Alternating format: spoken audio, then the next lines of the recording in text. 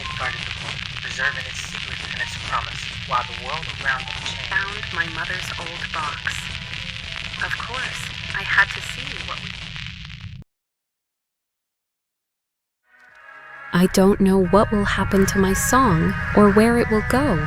Sending it out into the universe started as nothing more than an idea, a small hope. Maybe, long after I'm gone, it'll still be drifting out there, exploring the galaxy on its own. After that, I went back to my mother's hypothesis. I began using it in my own work, listening, really listening for the harmony of space. Every object out there, comets, meteors, stars, black holes, even planets, they all have their own song to tell, even Earth, even our moon. I'm not sure what will come from it, maybe nothing, but the act of listening, of trying to understand, the music woven into the universe, that's become its own kind of purpose,